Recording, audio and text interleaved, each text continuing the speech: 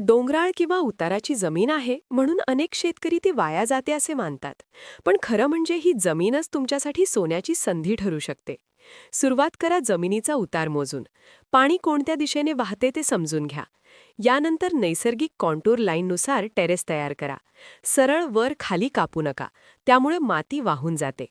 योग्य terrace design केल्यास पावसाचे पाणी थांबते, भूजल वाढते आणि उत्पादन दुप्पट होऊ शकते. वरच्या टेरेसवर फळभाग लावा. आंबा, काजू, बांबू. मधल्या टेरेसवर भाजीपाला, हळद, आले. खालच्या भागात पाण्याची सोय असेल तर भात किंवा हंगामी पिके. डोंगराच्या माथ्यावर शेततळे करा. ड्रिप सिंचन वापरा आणि कडेला गवत लावून माती मजबूत करा. आता इथेच थांबू नका. हीच टेरेस शेती ॲग्रो टुरिझममध्ये बदलू शकते.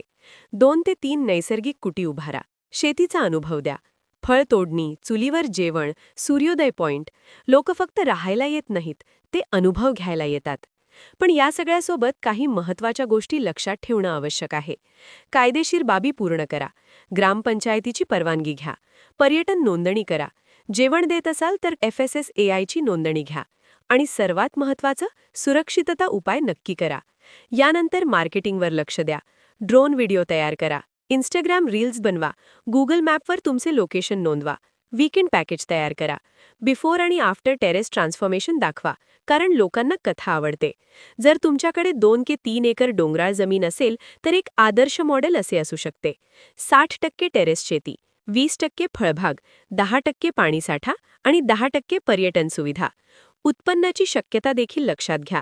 समजा फक्त शेतीतूनच वर्षाला 1 ते 3 लाख रुपये मिळू शकतात आणि जर त्यासोबत ॲग्रो टुरिझम जोडलं तर 5 ते 15 लाख रुपयांपर्यंत उत्पन्न वाढू शकतं.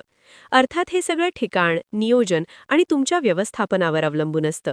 डोंगराळ जमीन म्हणजे अडथळा नाही, ती योग्य नियोजनाने तुमचा सर्वात मोठा व्यवसाय बनू शकते. जर तुमच्याकडे उताराची जमीन असेल तर आजच विचार करा. टेरेस शेती आणि ॲग्रो टुरिझम तुमच्यासाठी पुढचं पाऊल ठरू शकतं.